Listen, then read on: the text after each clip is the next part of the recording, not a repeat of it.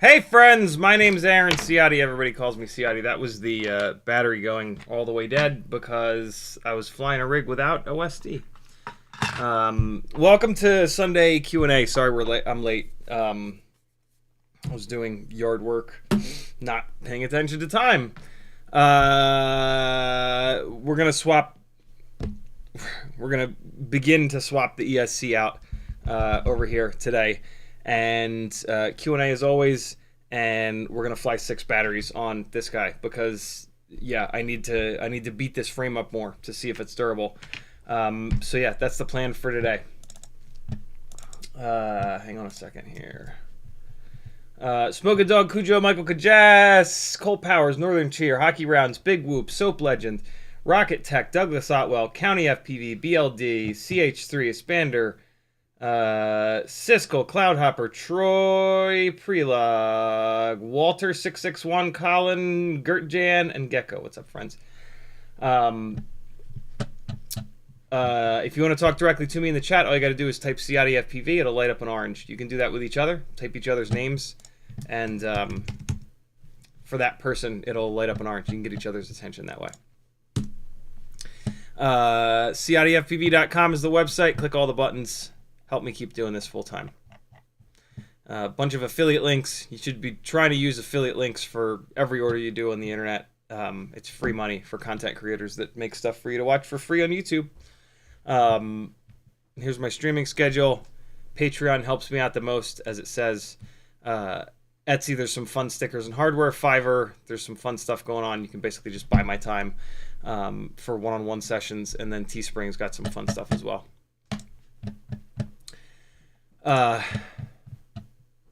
CH3 says, yo! Can't wait for the 2S walk snail build. Yeah, I'm going to do more work on it Wednesday. Coming back on Wednesday. I still don't know what to do about the fact that I ran the wires too short from the I just can't look at it. If I look at it, I'm going to hit it with a hammer. Because I'm just so frustrated at myself. It was just such a dumb thing to do, and it's just, I just created so much more work for myself. So yeah, I'm still like in mourning about that, but whatever, I'll get over it. Gertjan says hello. Smoke a Dog Cujo says, can you get a Peeps at Gemfan to make a 35mm prop that will fit a 1.5mm shaft? I can't possibly imagine that they would do that. They have sold barely any of the 35mm props, so yeah, there's pretty much no shot of them making spending another couple of grand to make a new mold for more 35 millimeter props that nobody's going to buy. If and quite honestly, if I was going to ask them to do anything revolving around 35 millimeter props, it would be to make a bi-blade, a 1 millimeter 35, 1 millimeter shaft, 35 millimeter diameter bi-blade would actually potentially make the 65 Pro frame viable. That tri-blade is just brutal. But yeah, they're not gonna do 35 millimeter stuff. I haven't even had luck getting them to do a 1.5 millimeter shaft, 1.2 inch bi-blade. I asked Mike about that, and he did not seem very into it. So yeah, the nobody's gonna make the 35 millimeter props. It's just, yeah, sorry. Bad says, got my Mobula 6 2024 today and I love it. It's the V2 also, so motor swaps are good. Awesome. Love that they're... Did you order the what did you order? Did you order the regular one, or did you know when you were ordering? It sounds like you didn't know when you were ordering it. Sorry. It sounds like you didn't know you were ordering the plug version when you ordered it. There we go. Is that true? I wonder if they've just bailed on the direct soldered ones. Because yeah, we've heard an awful lot of people complaining about problems with them. So I wonder if they kind of gave up on that. I kind of hope not, because the racers are desperate for direct solder, and I don't think the motor plug one is like optimized. No, that's not true. Yeah, if you pull, there are perfectly good pads there on the motor plug one. It would not totally surprise me if they completely bailed on the direct solder version. I wonder.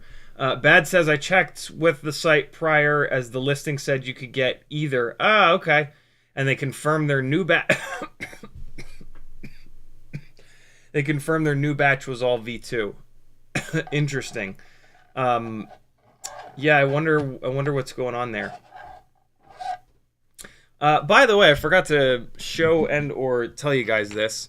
On my V2, I don't really know how it happened, but the UFL plug broke off, and so this is what it looks like when you then completely remove the UFL and direct solder an antenna. And now this will never ever break, because that E6000 is super strong. So like, for example, I've been waiting to do this, but I can look how hard I can pry up on this, and that E6000 just hangs out there.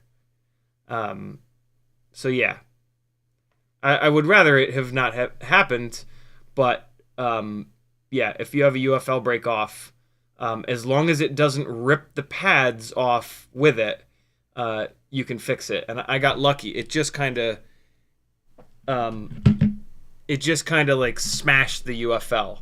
I think, if I'm honest, I think I broke the UFL. I think that I know that the antenna popped off, and while I was chasing the drift cars, and then I tried to put the antenna back on, and it was being like super stubborn, and I tried and I tried and I tried, and then I got frustrated and I started to like really kind of push on it, and like I didn't feel anything break. It could have been broken the whole time, but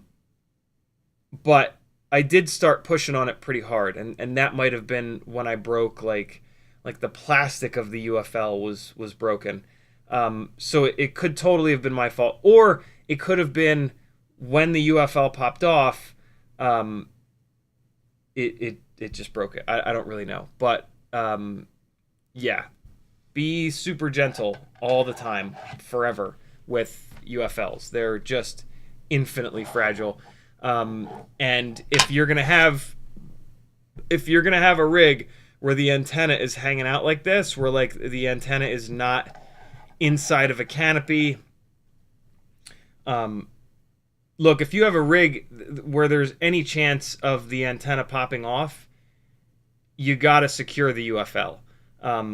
On the 5-inch rigs, it's a situation where you've got your VTX, you've got like your UFL here, and then what you can do is you can run the antenna up this way, and then put a piece of shrink wrap down on the bottom to hold the UFL down to the pad, and then run the antenna out that way.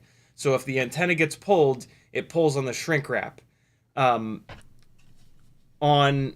Tiny Whoops, it's E6000. Just look, like, just E6000 your UFLs down. It comes off super easily, and it'll prevent that from happening. And I mean, yeah, you know, if that had pulled the pads off, that AIO would be done. So don't do it.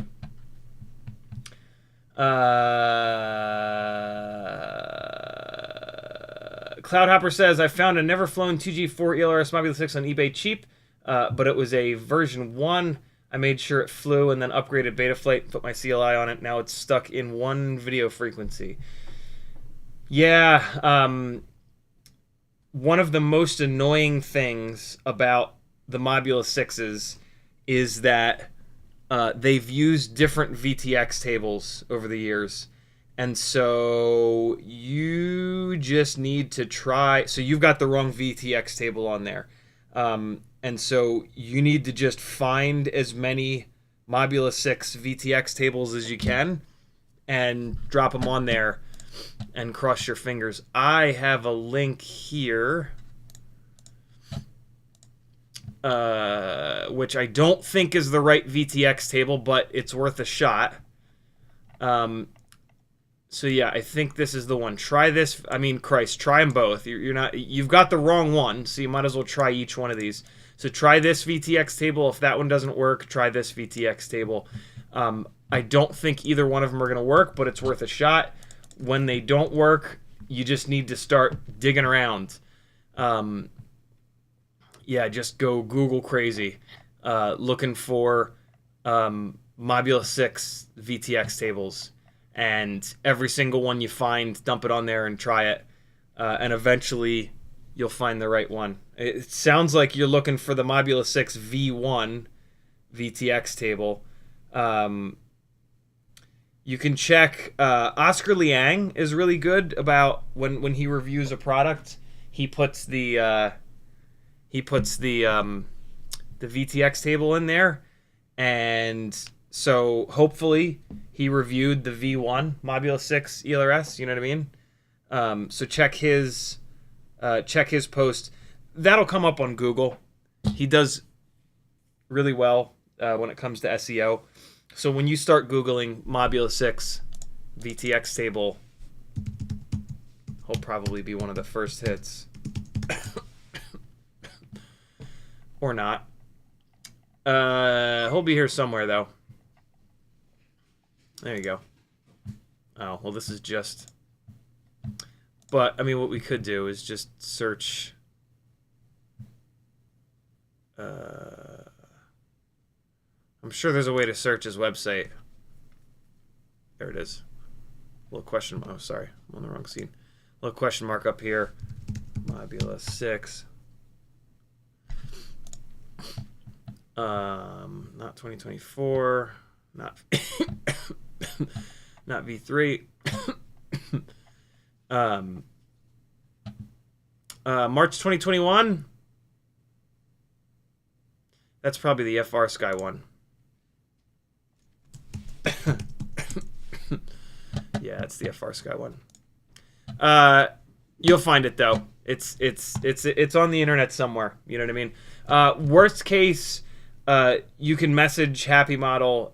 Jason will probably get back to you and just tell him you've got a version 1.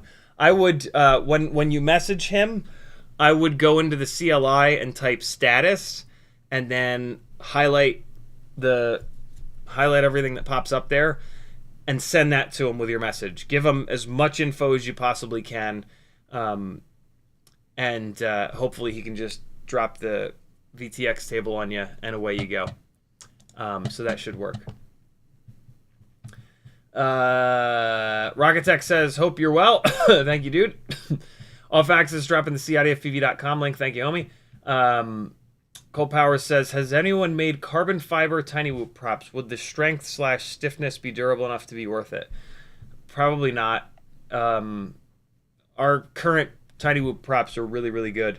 I would actually not want carbon fiber tiny whoop props. With how easy it is to hit somebody in the face, carbon fiber would cut deep. A couple people have already been cut by the polycarbonate, existing tiny whoop props.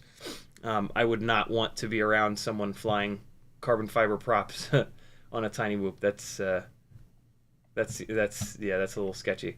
Cloud Hopper with a $10 super chat. He says, thanks, Gangly Leader. Thank you, dude. Very cool of you. Generous people like you and everybody else that hangs out are the reason why I can do this. So my thanks go out to you beautiful bastards. Freelojo dropping the CiottiFPV.com link. Thank you, dude. Striker says, I have some spare 1408 2800 kV given to me by a friend. What can I use them for? Maybe a wing. I certainly wouldn't put them on a quad. Yeah, wing might work for them. Personally, I would put them up on Facebook Marketplace and just move them along and use the money to buy something useful.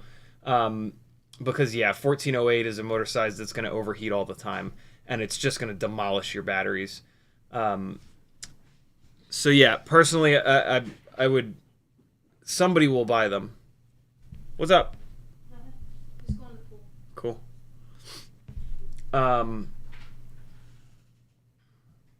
Yeah, that's what I would do. The only thing I would use them for on a quad would be like a drag race quad. If you wanted to do like a 3-inch or like a 3.5-inch drag race quad, that's about it. Other than that, those are going to be kind of a nightmare. I've been down that road. It's a terrible road. Walter says, CiottiFPV and friends, did you find a way to AliExpress? I've seen a V3 2G4. Don't know what to think. I have not.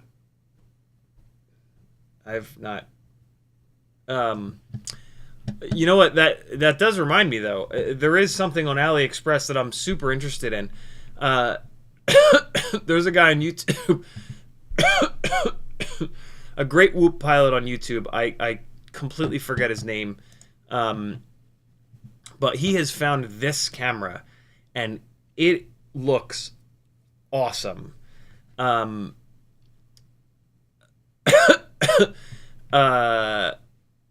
to think of how I can find him. So let me search YouTube for Zen Chansey. Zen Chansey.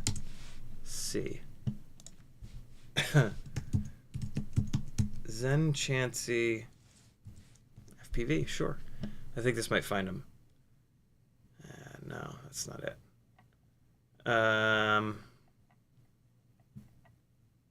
You guys have to see how good this camera looks. It's kind of ridiculous.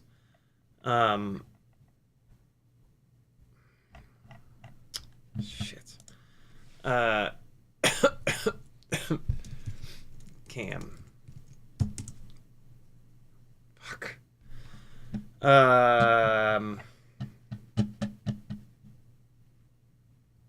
Shit. How can I find him? I'm super annoyed that I didn't... I emailed myself this link, but I should have emailed myself his channel.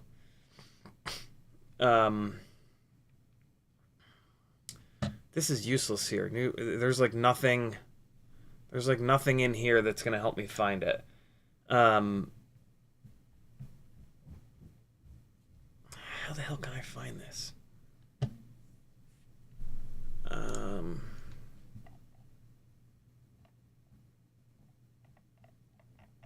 Hold on. I'll figure this out. It doesn't tell me these people's names.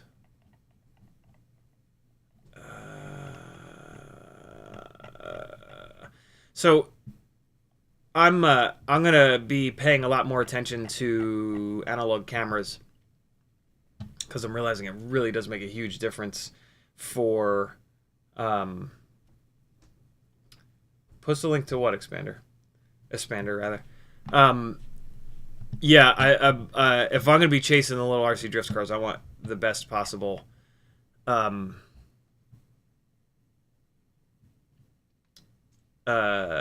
Analog image quality, and it as much as I used to kind of think like, well, all analog looks like hell, it really doesn't. It does make a difference. Oh, to the cam. There you go. Shit. All right, hold on. Watch history, Zenchancy, search watch history. I mean, if it doesn't now, it's not gonna find it. He tested the VCI motors. VCI 0826. Fuck. Just VCI. I'll just search for VCI.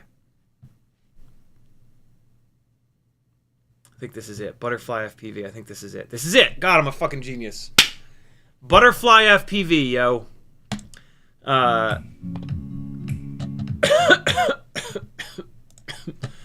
Subscribe to this channel.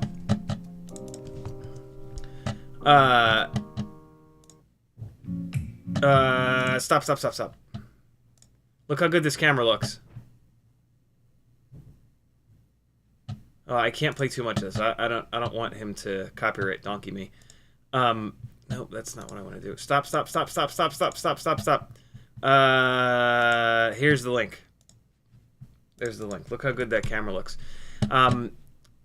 Yeah, great channel. Great pilot. Racer. But a great pilot that's done some really good testing. And so, yeah, subscribe to this channel for sure. Really good stuff. Yeah.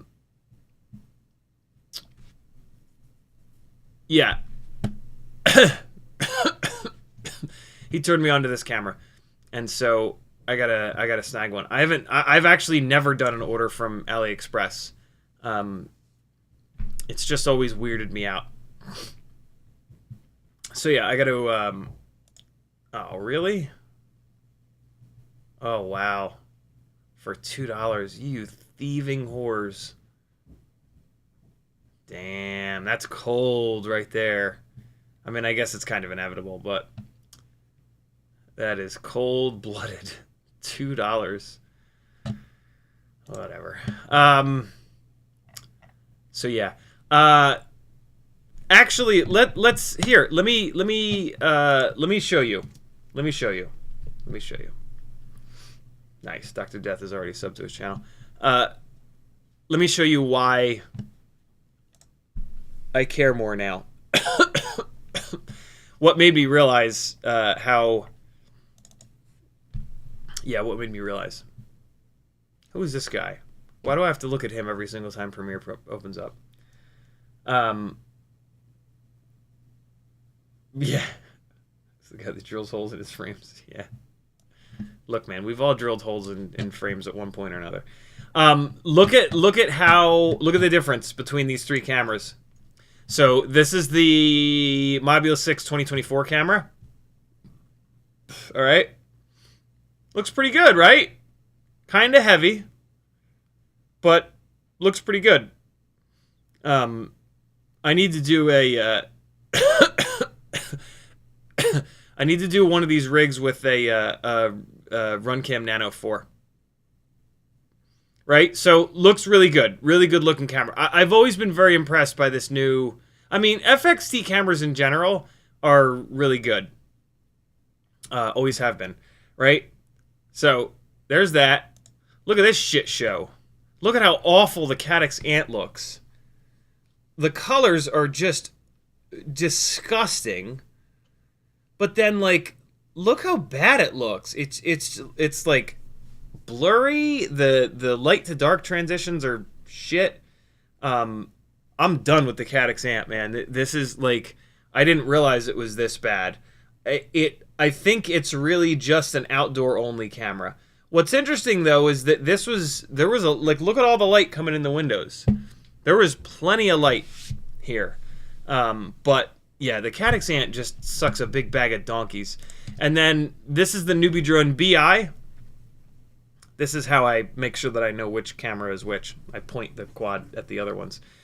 This is the Newbie Drone BI, super wide angle. The BI is like the wide angle champion. Looks totally fine. I don't think it looks quite as good as the FXT, but it's still totally acceptable, right? Like, light to dark transitions are nice and quick.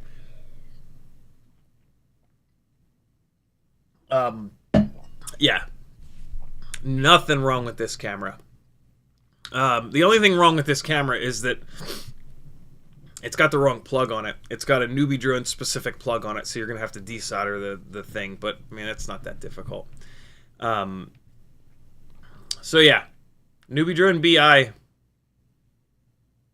Caddx Ant. I mean, obviously the Ant sucks. Here, Newbie Drone BI versus FXT. Ready? Newbie Drone BI, FXT. FXT looks better, right? Like, it just looks really good. I'm really impressed by how good the FXT camera looks.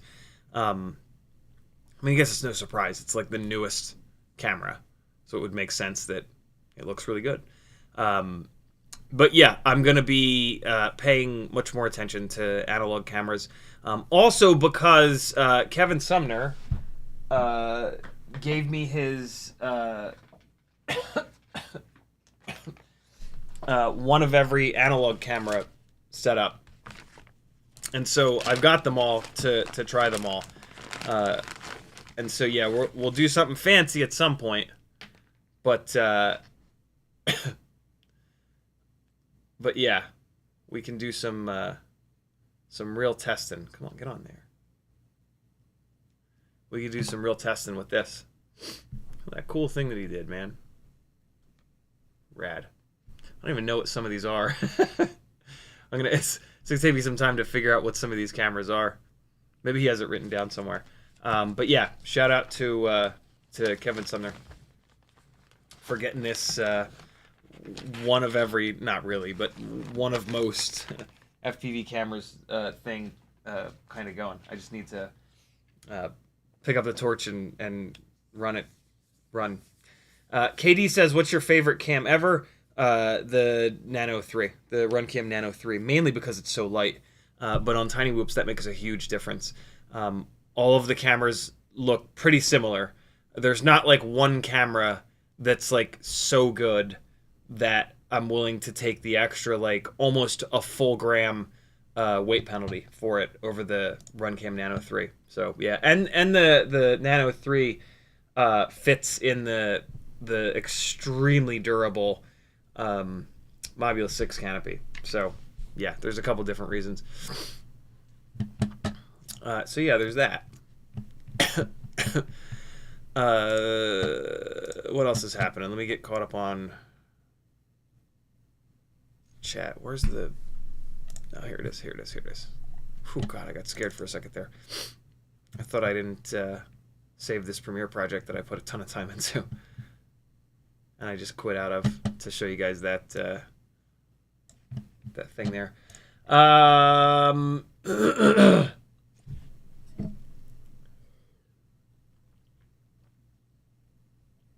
Mr. Dr. Death says, hope you're doing fine. I am.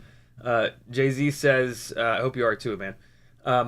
I have an issue with my Mobula 6 24 VTX, so I added a Foxeer Reaper Nano.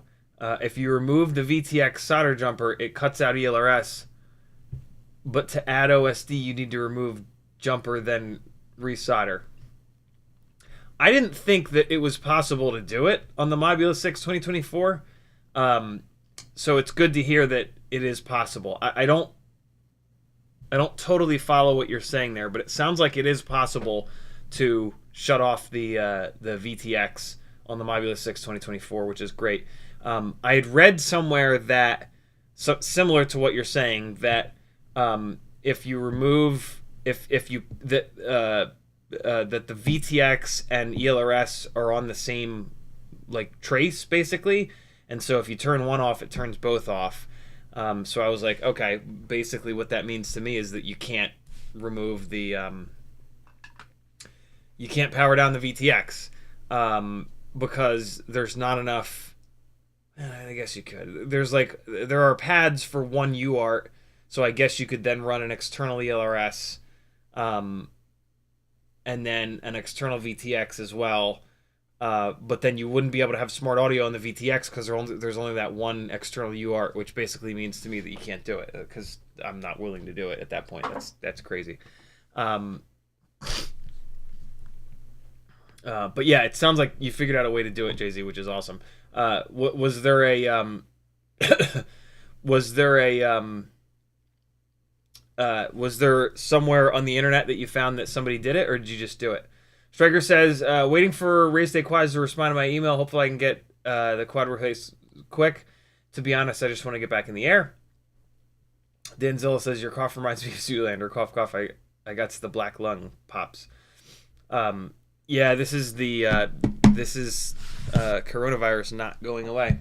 I did not have this the first time, but a lot of people that I've talked to have said, like my therapist actually was like, yeah, man, the second time I got it, it took me over 6 months to stop coughing. It just it just fucks your lungs up, man. It's not good, but here we are. Luckily, I've only had it twice. Most people that I talk to have had it like 3, 4, 5, 6 times. I'm like, yeah, wow, that's a bit much. So yeah, I consider myself lucky in that respect. Striker says, I also found out my motor wires are loose inside of the plugs, and one of them has really bad solder joints connecting the wires to the motor. That's not a super difficult fix.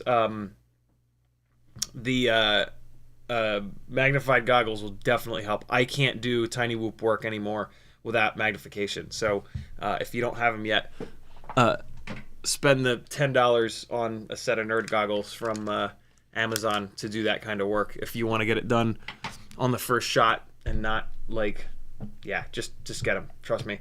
Expanders, we got that. Got that.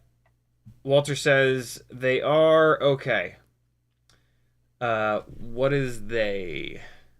Bad says, I have that Iflight prop puller, as all others are out of stock. It's very poor, so I have a better one on order. Well, that's good. I'm glad that it sucks. I'm not glad that you wasted $2 on it, but I mean, if you're buying from AliExpress or Banggood, you're gonna waste a bunch of money. You're gonna get some stuff that's worth way more than you paid, but inevitably on those two websites you're gonna waste some money, and wasting $2 is not too bad. So it could be way worse. Walter says, I think the FPC cameras come from the same factory as doorbells. They improve with big sales. Doorbells and car backup cameras. I've heard of people getting FPV cameras, and the parking lines are still enabled on the damn thing.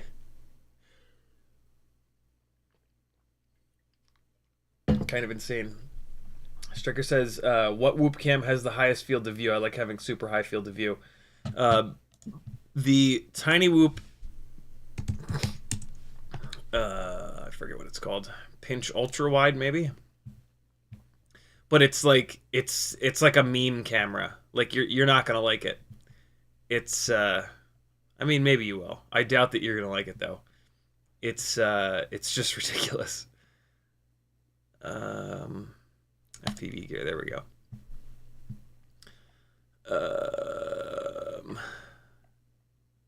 Like it's so wide that you can see like the inside of the barrel of the lens itself. Like it's absurd. Where the hell is it? Oh my god, is it? Oh my god, this is in stock. No shit. Wow. Okay. Well, now I know where I'm getting. I need one of these. At least one more. I don't have any extras at the moment. Cool. I need to pull that tab over there. I don't think he has it anymore. He didn't make many of them. He didn't make many of them because it was just ridiculous.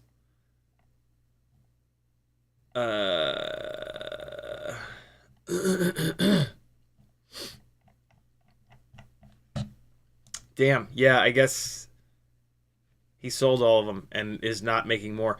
So what Jesse had to do? He actually had like a little party where him and a couple people did this.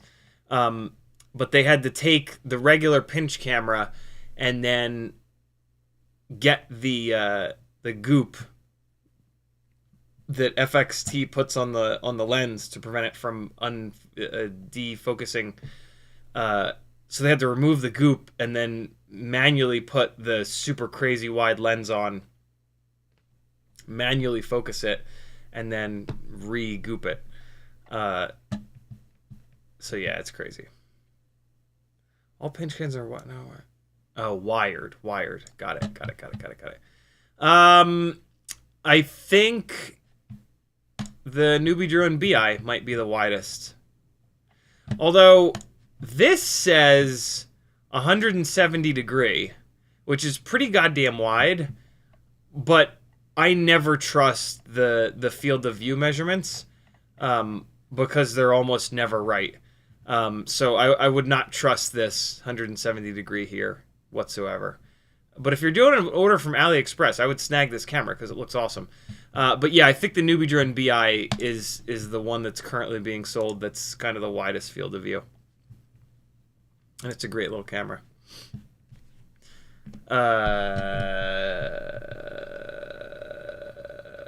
YouTube did the thing. Hold on.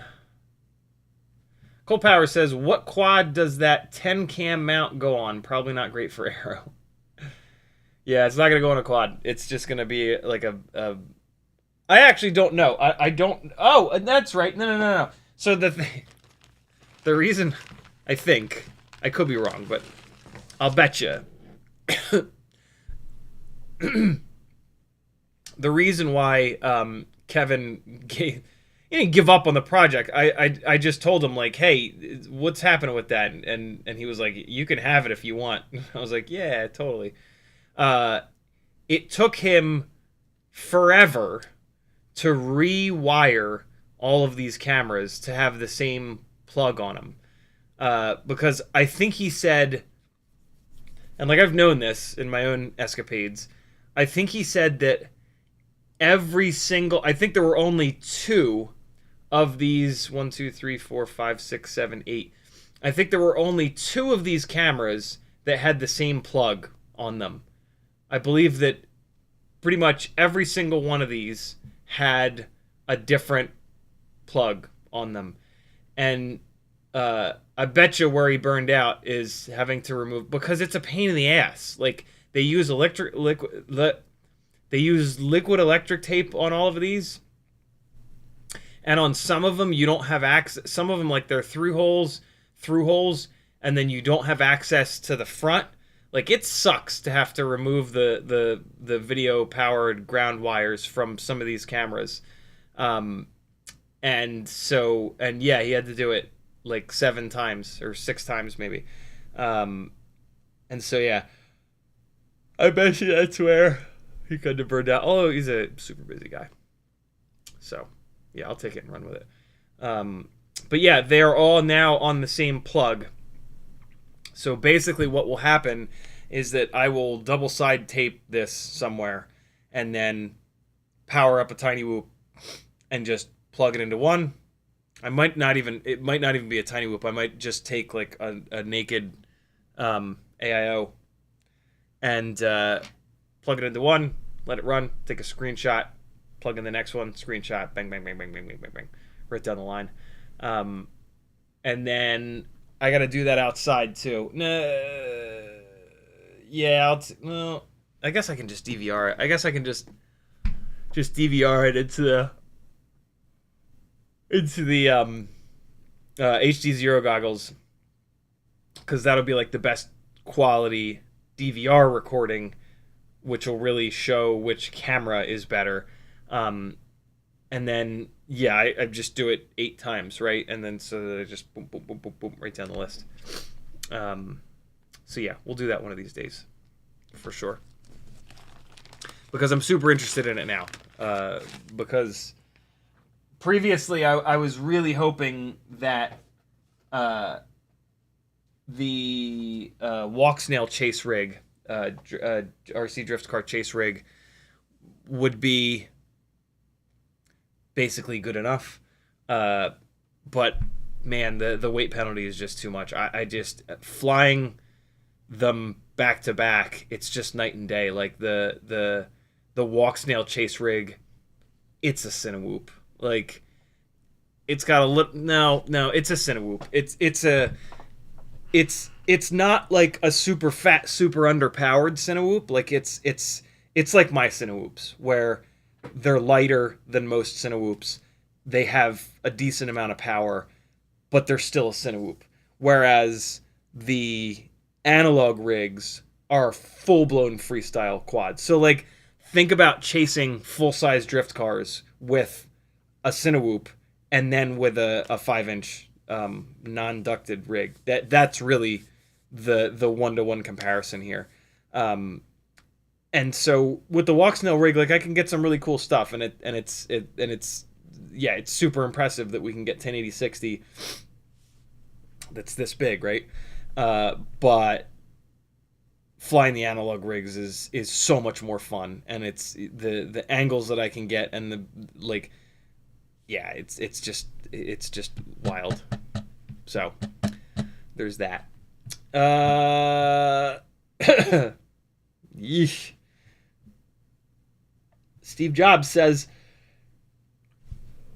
is throttle limit better than motor limit if the motor in ESC can handle it? Want more throttle resolution, but want PID controller to use the high KV. It's a little bit of a sliding scale. And you can, all right, so for example, if you're gonna do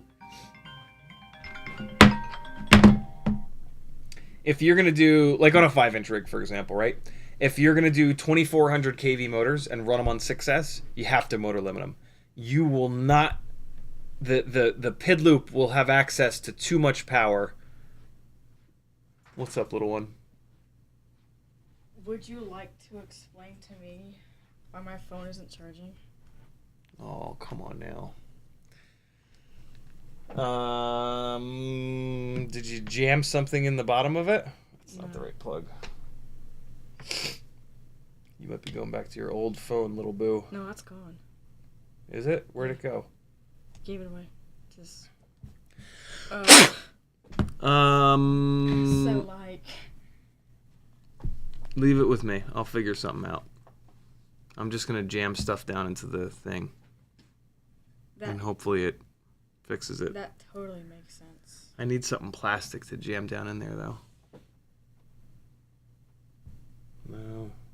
Oh, balls. What happened before it? Before? What do you mean? Like, you didn't spike it to the ground or anything, did you? What do you mean spike it? Throw it. Oh. It fell. It fell pretty hard. All right, well, the phone is now broken. Oh, wow. Did you have anything backed up? What do you mean? So it fell super hard. Oh, no, there it goes. Oh, You're good. okay. Leave it plugged in for a while. Can it charge with yours? Yep. Because the other ones are kind of. Wow, your screen protector looks like it fell pretty hard. Yeah. All right, leave me alone. Remember, like one time at school, like my friend like squeezed my phone and like the screen protector. Be nicer to your phone. They're like $800. That one was like, I don't know, 2 cents. It was not 2 cents. They're all $800. Take that dog out of here. He's a bad boy.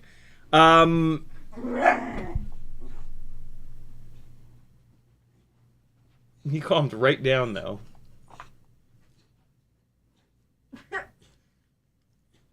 Listen to him. He's just going.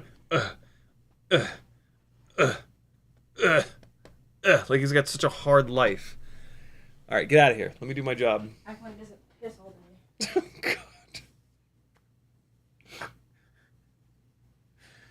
God. Oh boy. Steve Jobs. Great question for the record, Steve. And I have talked to Mark Spatz and Chris Rosser about this quite a bit because it's actually super interesting, right? Like, what's better? The PID loop having a ton of power, having access to a ton of power, or the PID loop having the gains be much higher so that it attacks going off set point earlier, right? So for anybody that doesn't know, the PID gains, the actual numbers, the higher those numbers go, the higher you make those numbers, the earlier the error correction, the PID loop, tries to correct when the quad goes off set point. Set point is what you're doing with the sticks. And so when the wind hits it or when it settles into prop wash, it's going off set point. It's not doing exactly what you want on the sticks. And so the PID loop runs. I hope you guys can hear that. The dog is over there just going.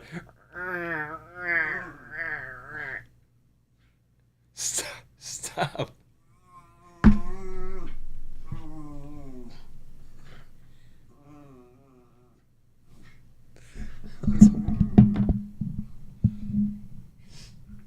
Keep making him do it. I'm holding the mic in that direction.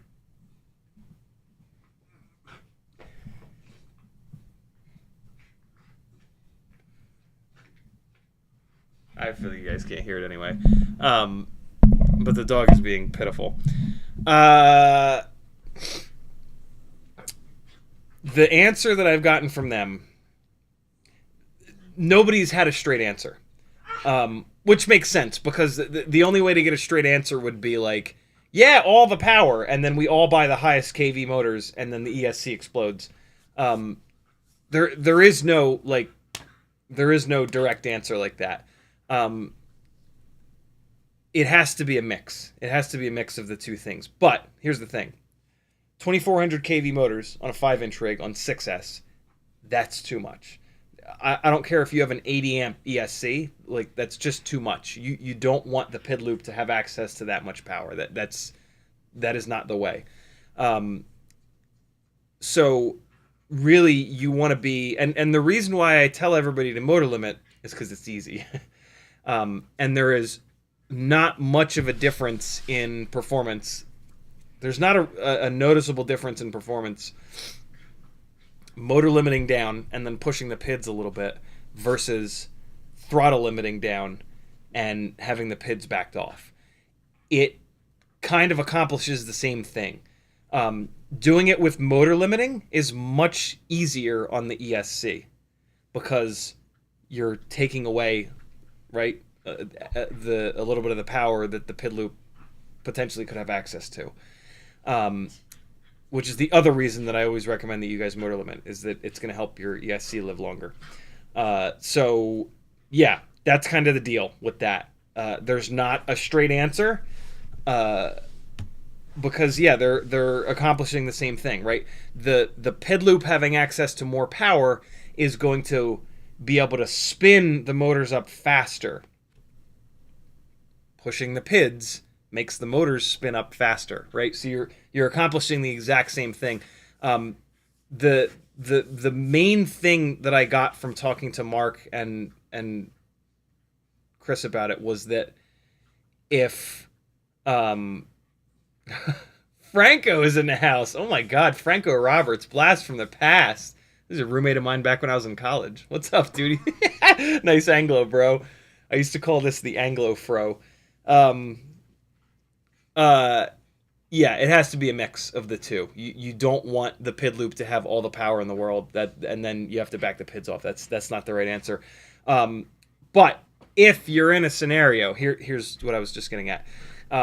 If you're in the scenario where you have motors that are too low of a kV, that's no good. But you don't really have an option there. Like if the motors are running out of power, trying to deal with the rig going off a set point, that's obviously bad, right? But you'll see that and you'll feel that, and it, like, that's easy because it'll sit into prop wash, and then you'll keep pushing the PIDs up more and more and more. Well, it's this way for you guys. Keep pushing the PIDs up more and more and more and more, and it won't be able to handle it. So you want the right amount of power. In my opinion, you want a little bit too much power so that you can then motor limit down. But yeah, don't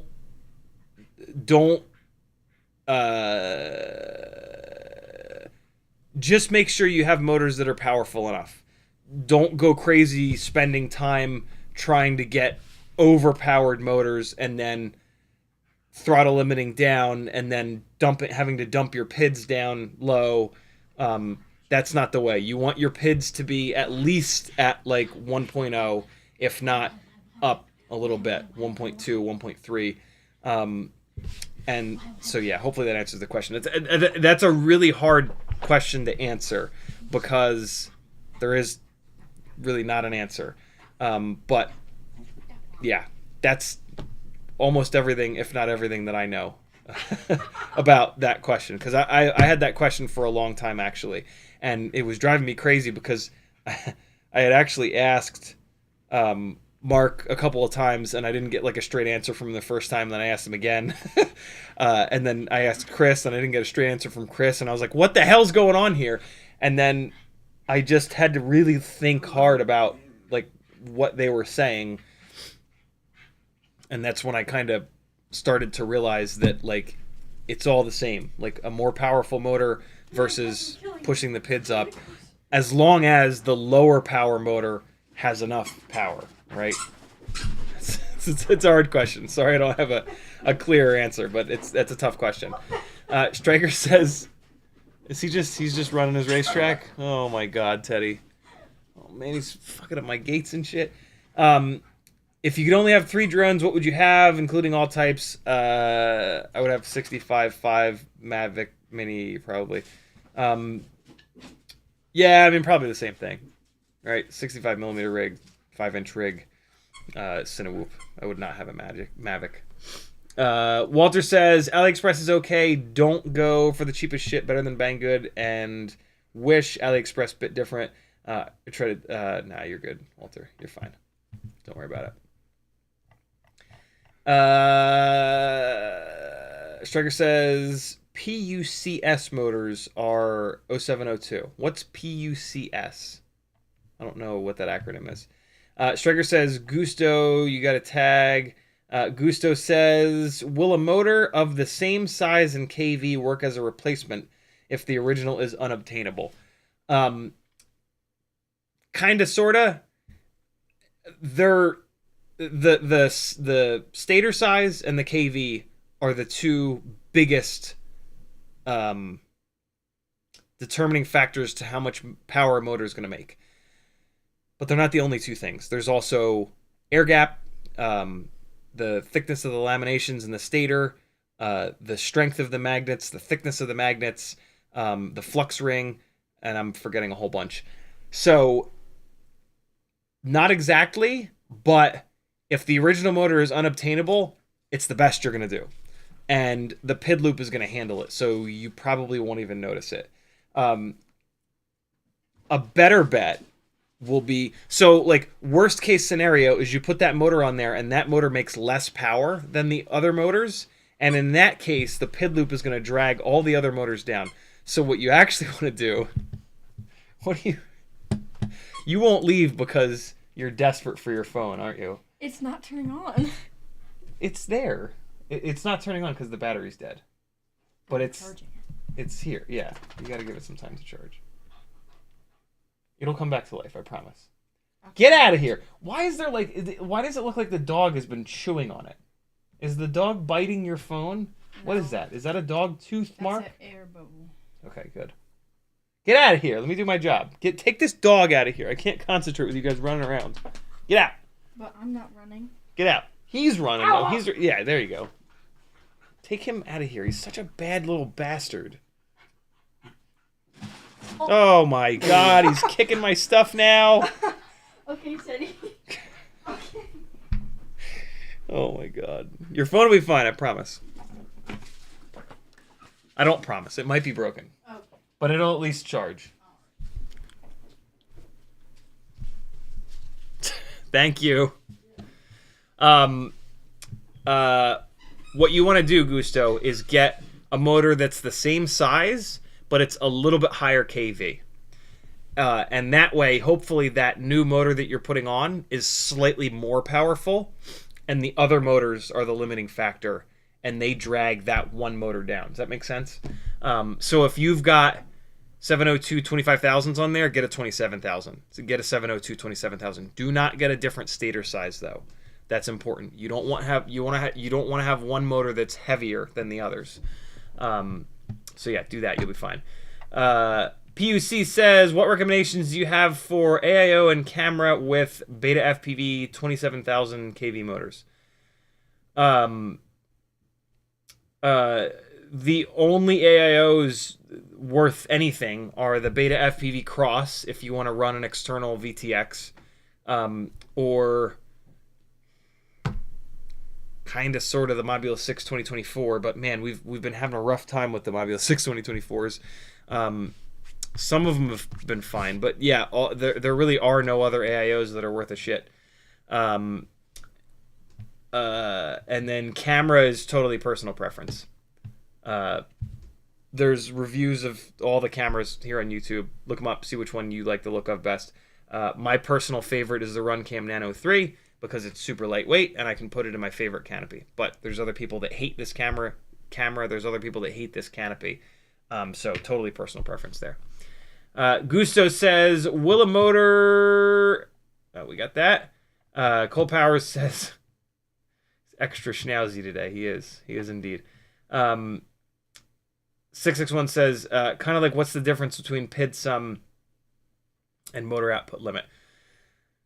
So, yeah, PID sum adds some additional complexity to the whole thing, but in my opinion, you should just run PID sum at full stank, and then it is what it is. Like, the PID sum technically allows the PIDs to have access to full power. Although, what's interesting is that Brandon's Baked Beans has told me that he very rarely sees logs where the PID loop, regardless of the quad, where the PID loop actually asks for 100%. So, yeah, PIDs... maxing out your PID sum doesn't have nearly as much of an effect. He says in a lot of cases it doesn't have any effect. But it's the kind of thing that I just do for the sake of doing it. I've not noticed, since I've started doing it, I haven't noticed like ESCs catching on fire more often. So yeah, in my opinion, just max the PID sum out where it should have been in the first place, and then it's just is what it is. You're not going to really tune PID sum.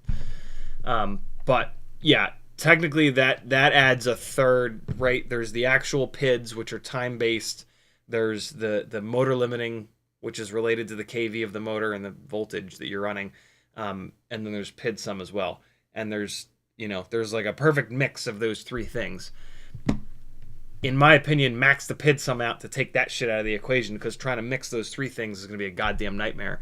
And then you just mix the two other things. And mixing the two other things, like I said, is just a matter of hopefully your motor has enough power where when it sits down into and the way that you can know is that if it sits, if you can push the PIDs up enough that when you sit it hard into prop wash, it just gives you like one wiggle, like one arm drop that's uncommanded, and then it catches itself. That's a motor and prop combo that has enough power. 75 millimeter rigs are actually a perfect example of this. For the longest time, there was not like a motor and prop combo that made enough power on a 75 millimeter rig, and you could push your P gain slider, your D gain slider all the way up to 2.0. You could do the P and I gain slider all the way up to 2.0, and then you'd take that master multiplier and you'd have it at like 1.2, 1.4, 1.6. At some point, the electrical noise is going to get so nuts that you can't push it any farther, and the damn thing is still sitting into prop wash. It just didn't have... Yeah, we just hadn't figured out the right motor, KV, propeller, voltage combo for them. Nowadays, especially with the iGao motors on the 1610 biblades, you still do have to push the PID tune quite a bit to get it to perform anywhere near a 65 millimeter rig. But if you really do push those sliders hard, I'm talking like 1.8 on the D gain slider, if not 2.0, you can get the majority of the prop wash out. But yeah, the 75 millimeter rigs are actually a brilliant, now that I think about it, they're a brilliant example of this, where the motors and props can't handle how fat these rigs are.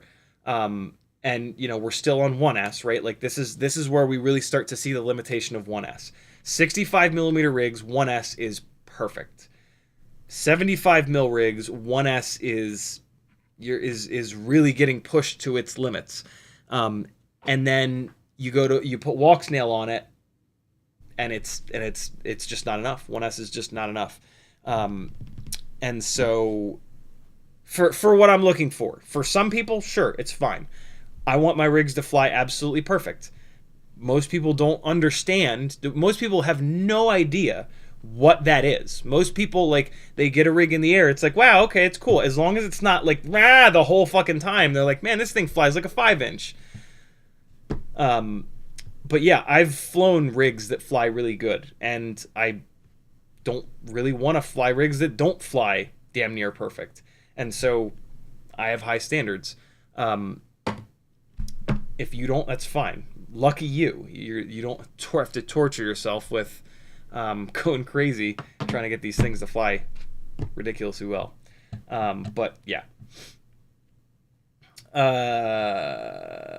661 says PID sum is a time delay limitation. Motor output limit is an actual throttle command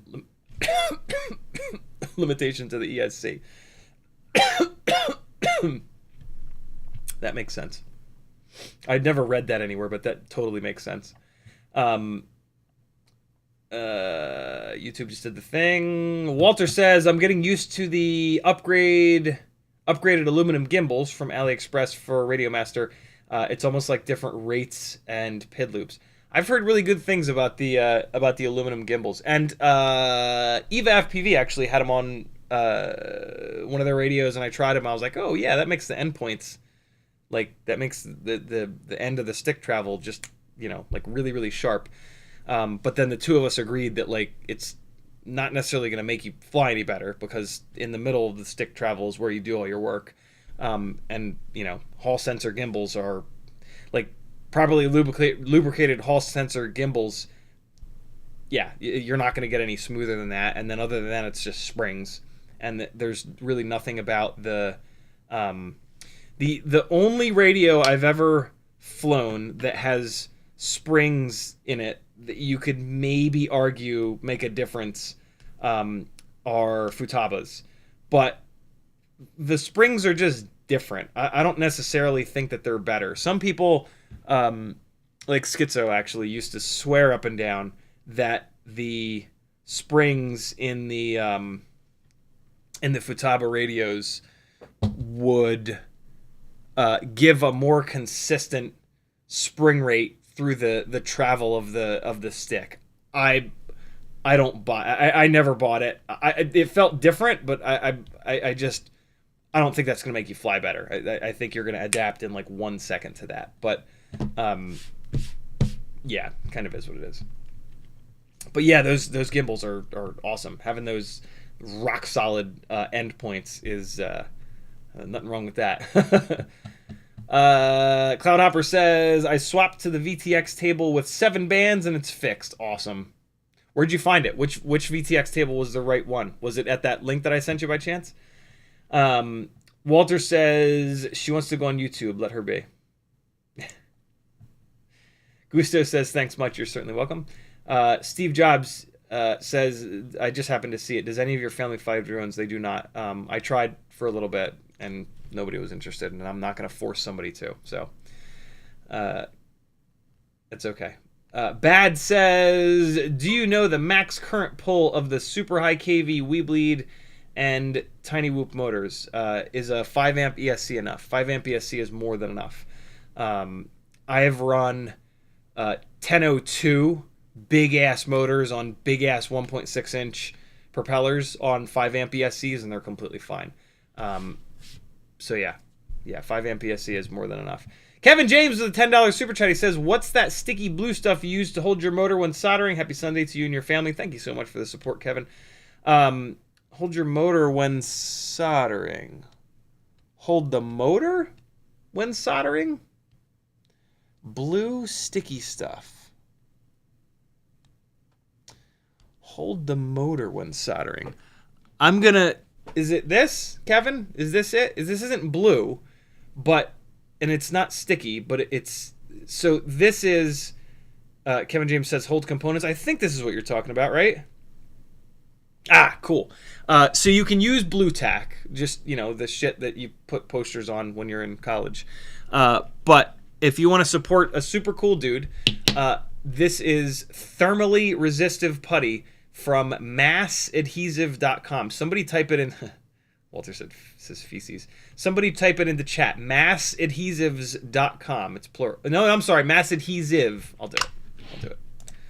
Massadhesive.com. There you go. Yeah, this is awesome.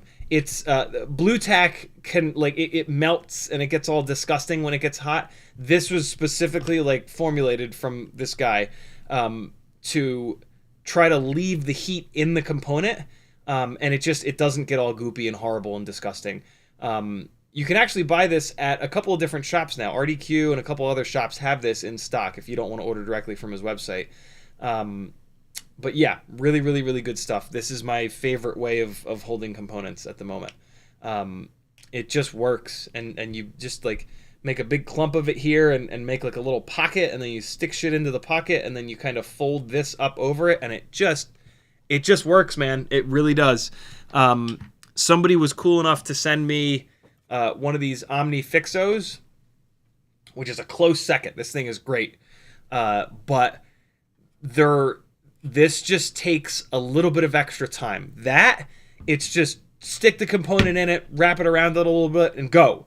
Like this, there's just like another 5 or 10 seconds of like, let me get the angle of this just right, and like, admittedly, there are things that you can do on this that you might not be able to do with that, but like, yeah, I don't know. Like having this and that, you can do anything in the world.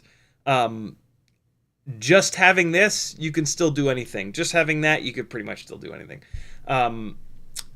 So yeah, I like them both a lot. If I could only have one, it would be the thermally resistive putty, believe it or not. As nice as this is, that putty is just, it's quick, it's there, it's just, yeah, it's like a total no-brainer. Really good stuff. And a really cool guy that makes it. Thank you again for the super chat, brother. Very cool of you. Cloudhopper says, yes, from the link you gave me. Rad. Walter says, no, the gimbals are a world of difference. I personally didn't think so, but I don't know what you're coming from, Walter. What I can tell you is it wasn't much of a difference for me coming from a QX7 on Hall sensor gimbals. If you were coming from something that was not on Hall sensor gimbals, for sure it's going to be a big difference. And everybody makes their gimbals a little bit differently. So yeah, but I'm not going to say that everybody needs to run out and buy those CNC gimbals, because yeah, I didn't feel that way about it. Don't get me wrong, they felt awesome, but yeah, it wasn't like drop everything and buy them awesome. Bad says, oh no, we got that. Striker says, is there a way to know what motor size would fly similar to a 5-inch but smaller? No such thing. Nothing will ever fly like a 5-inch other than a 5-inch. Rigs will fly good. You can build rigs to fly really good, but nothing will ever fly like a 5-inch. That's not a 5-inch. In the same way that nothing will fly like a tiny whoop other than a tiny whoop. Nothing will fly like a 3-inch rig other than a 3-inch rig. It's just not possible. You can make any size of rig fly really, really, really good, but nothing will ever have the momentum and the mass and the carry of a 5-inch rig other than a 5-inch rig, because 600 to 800 grams is going to hurtle through the sky in a way that 600 to 800 grams does. Like, it's a physics thing. It's not a, I don't know how to build a rig thing. It's just, yeah, at a certain weight, it's going to carry more energy. And, these big ass builds can impart a lot of energy because they make mega power. Like, for example, is there a way to know what motor size would fly like 2207 on 5-inch on a 3.5-inch? No, you just have to test it all. Yeah, that's one of the things that's one of the reasons why I have as much value as I have in the FPV space, is that I'm like the one guy that's tested more all-up weight motor prop combos than anybody else. And so, yeah, that's kind of why you guys are here, is that I've done that testing. I mean, you can get pretty close by calculating the volume of the stator and then just looking at KVs, and like looking at other rigs that are out there. But there's so much variability, and like, one 1404 will perform completely differently from another 1404. And like, the bench tests are great and all. Like Chris Rosser and Micromotor Test Labs have done a bunch of really good bench testing of some of the smaller motors. Not many, but some. But bench testing does not tell the whole story at all. So you really have to just get them up in the air. There's stuff like like the bells being out of balance, or like the notchiness of the motors that has a mega effect on how they perform. And then there's the whole durability piece, which bench testing will never be able to replicate. So yeah, it's tough. PUC says, what VTX would you recommend for running on a BetaFPV crossboard? I think most of the you're just going to look at racers. Look at what racers run, because they all do that combo. And I believe most racers are running the TBS Pro 32 Nano. That's kind of an expensive option, but it's good.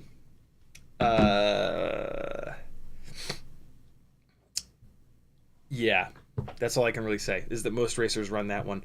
I've heard that there's like a Foxy or Reaper Nano VTX that's pretty good. I haven't tested any of that stuff though. I hate the idea of running the external VTX. So yeah, I try not to talk about stuff that I haven't personally like used and beaten the hell out of. So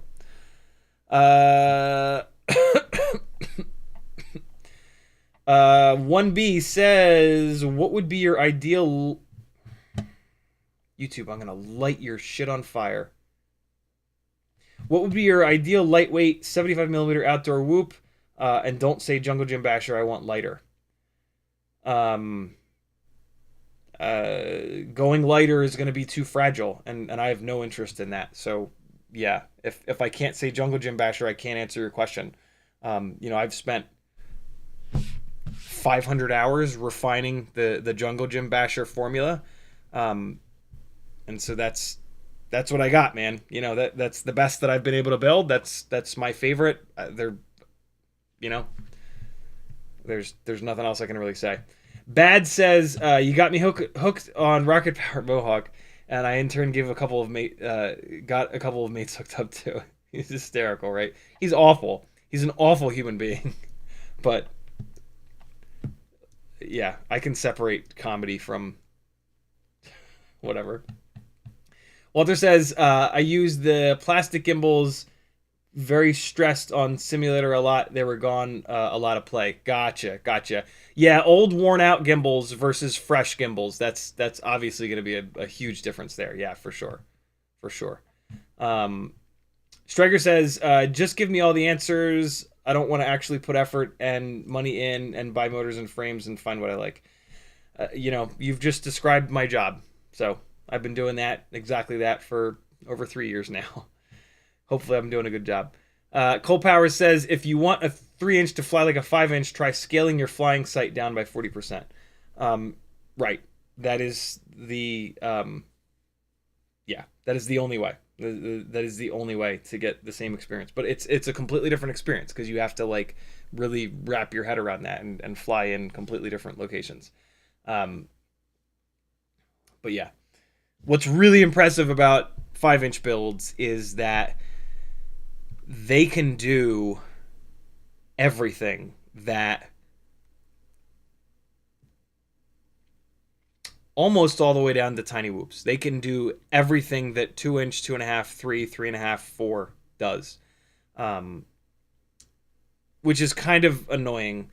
But the problem is they're death machines, right? And they're super loud and they're just brutal. So yeah, in terms of like flight dynamics and flight characteristics, 5-inch rigs are just so refined. Like so much R&D has gone into the motors, the propellers, the voltages that we run, all that stuff. That like, and this is why most people just fly 5-inch, because it can do it all. It can fly huge. It can fly small. Can't fly it in the house, right? Which is where tiny whoops become god. But like, yeah, you can rip a jungle gym with a 5-inch rig if you're really, really good. It's really hard to rip a jungle gym with a 3-inch rig. 3-inch rigs are not for that. 5-inch mini quads are mind-blowingly impressive. And yeah, they're just magic. They really are. But they're loud and they're dangerous as hell. And that's a big deal. And we can get 3-inch rigs to fly somewhere near that dialed in. And not have to worry about like really hurting someone or yourself. Walter says, I did some practice with airplanes, motor size, and prop dimensions. You're the best. It's F difficult. My compliments. Yeah, it's tough. It's the hardest part, hands down. The hardest part is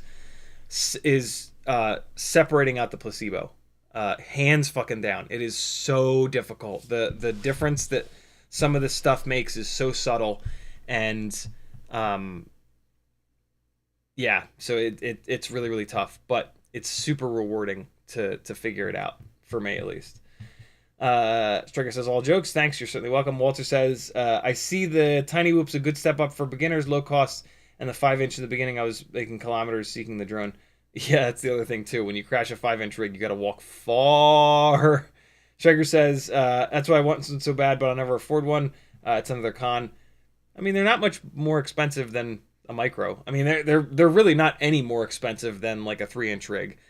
They are more expensive than a tiny whoop, but FPV is a hobby that you stay into for many, many, many years, Striker. So like saying that you'll never be able to afford one, that's silly. Like you'll certainly be able to afford one. Yeah, I've been into FPV for 8 years, right? Like however old you are now, add 8 years to that. Like by that point, you'll be probably in a job making good money, and yeah, you won't even think about it.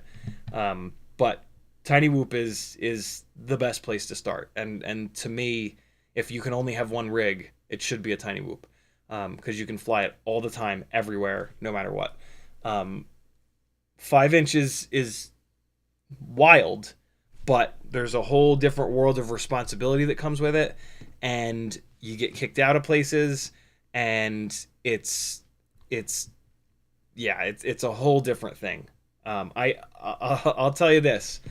Now that I'm coming a little bit back into it, I don't miss it. I really don't. I do not miss 5-inch. It's fun, don't get me wrong, but there is no part of me that's like, man, I need to do this more. It's like all I have is like, I should do this more. I should get out and fly these big bastards more, because it's good practice, and because this is what everybody else flies, and I should be more social with the FPV community. But in no way is it like I don't miss it at all. Maybe that's just me, but boy, I've heard that from a bunch of people that have flown smaller rigs, and especially who have built lightweight, high KV tiny whoops. So take that for what it's worth. Striker says, that's the hope. One day, have quad mula Siren F5 split, AOS supernovas, evs gobs of power, fly all the stick bang I want to. Zach says, what should I do with these 1003 22,000 kV motors I wish I hadn't purchased? Boy, do I feel you there, Zach. I don't know, dude. I don't know what to do with them myself. Maybe a small 1S lifter to carry a naked run cam thumb. Unfortunately, I think that 1003 is too big of a motor for 1S. I kind of feel like, it's beyond the limit. Here's what I'm gonna do with them though, is like some sort of a toothpick or something non-prop guarded, because the 1.6 inch propellers are way too small. Well, okay, so here's two things. Either a 2-inch tiny whoop, 2-inch tiny whoop propellers, like a tri-blade. I mean, tri-one bi-blades, whatever. But yeah, an 85 millimeter motor to motor 2-inch tiny whoop is probably the right tiny whoop for the 1003s, because 75 certainly is. Even 75 Pro, both of those are too small. Or 2.5-inch bi-blades on something open propped, toothpick, or one of these school bus style, toothpick-ish quads. So yeah, that's what I'm gonna do with mine at some point. But that's low priority, unfortunately. Striker says, have you ever seen high power 300 foot per second plus Nerf? I have. There's actually a local guy here who was like super into that world and has like really, really gnarly stuff. Another one of my hobbies I'm really into, really cool stuff. It is. All right, I'm caught up on chat. Let's fly first. Let's fly first, because I keep putting it off, and that's silly. Hey, Azalea's phone's back. I'll let it charge though. I've got 6 batteries. Here we go. What do I have to do? What do I do now? Turn this on? It's been a while. Curtis lost a 10-inch long-range rig. Ugh, that sucks, dude. Sucks, but man, flying long-range, that shit is gonna happen. I'm just gonna use these. HD zeros are all put away. It's fine. Hey, look at that.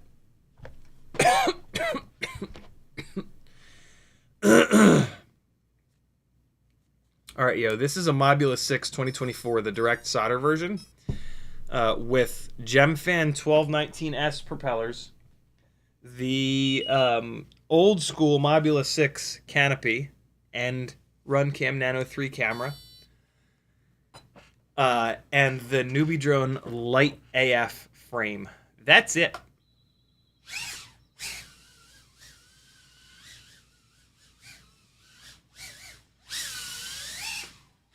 Hey! Oh no! Oh boy. We're in the corner. Oh shit. Oh, that's not good. Please come back. Thank you.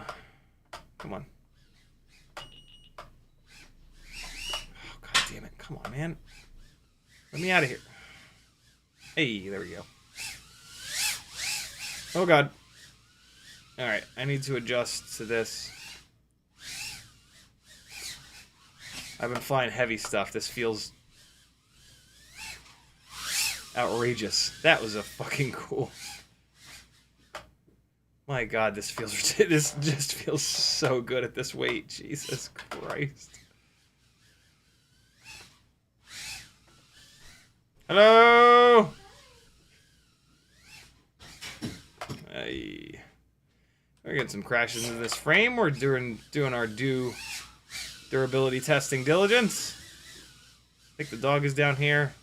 Trying to not hit him in the face. I swear to God, I just heard him.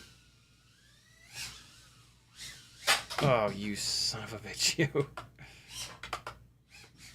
Come on now. Alright, we're good. Oh man, this dive tower is all kinds of fucked up.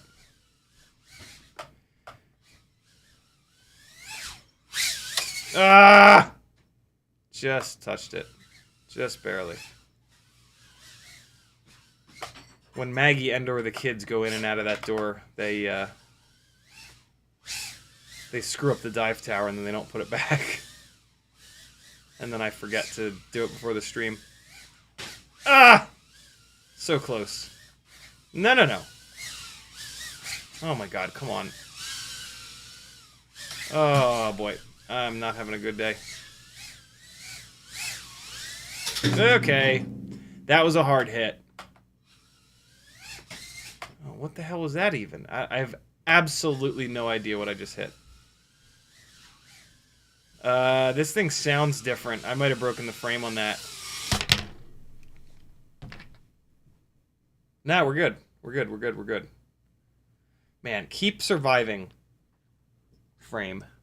I absolutely... This flies so good at this light-ass weight.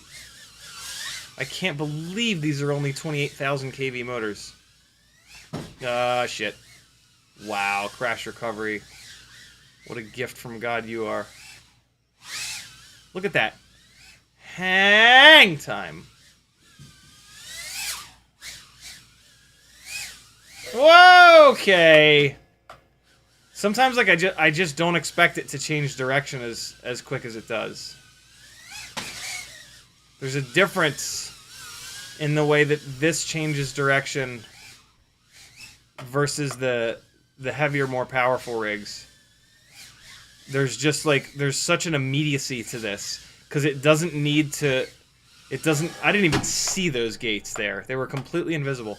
It doesn't need to spin the motors up as much because it's lighter, you know?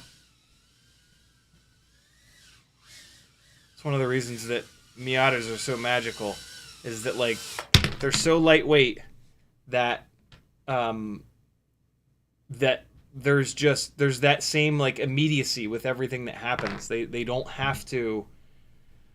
you know, you don't have to wait for the fuel pump to push more fuel out of the gas tank into the lines, into the fuel rail, into the fuel injectors to get atomized into the cylinders. And then, you know what I mean? Like there's a whole big... Oh, I tried to hit her. Man, I deserve that one. That is completely deserved. Your phone's fine, by the way. Okay, phew. But it's not charged. Yeah, it's at like 9%. Get it, Teddy. Get out of there. Get it for me, Teddy. Yeah. Man, there's never been a more deserved crash and unrecoverable situation than that one. Hey, buddy. You want to eat it?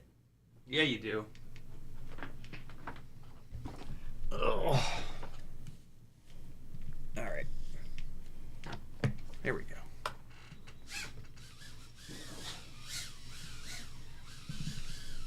What's up, tough guy? Why is he standing like that? Woo!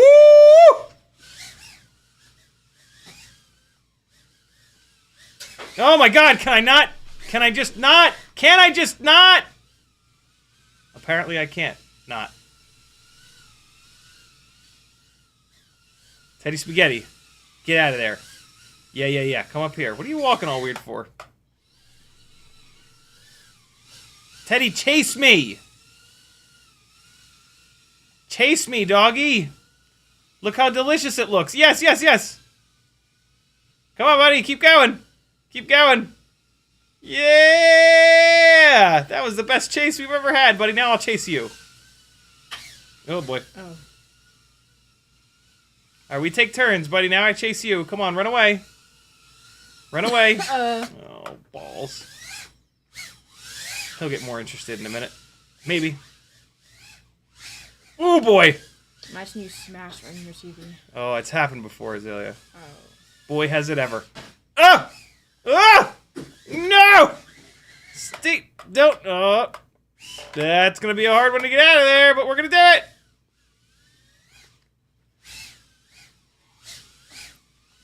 We're good. Everything is fine. Everybody relax! I'm relaxed. Azalea's relaxed. Are you guys relaxed? And I gotta fix the throttle expo on this. Oh! Good lord. I almost killed everyone. God, it just... This is the best flying rig. Oh, boy! I was torn between saying of all time and ever. And so I just said all for like 20 minutes. Where's that little dog? Oh, bad boy. I'm gonna chase him. Come on back down, buddy. Come and eat the tasty tiny whoop. I'm gonna put dog treats on this thing. Come on. I'm flying backwards just for you, buddy. Oh, what a disrespect. Oh, God, this battery's done. Oh, no, don't crash, you idiot. No! Oh, no, we're all right. We're all right. It bounced back to 3.4. It's fine. It's fine. It's fine. Gert Jan says you're waking up the neighbors. Our neighbors are so loud. I hope I wake them up sometimes. All right. Here we go. What's next? Is this one? Did I already run this one? Yes, I did. All right.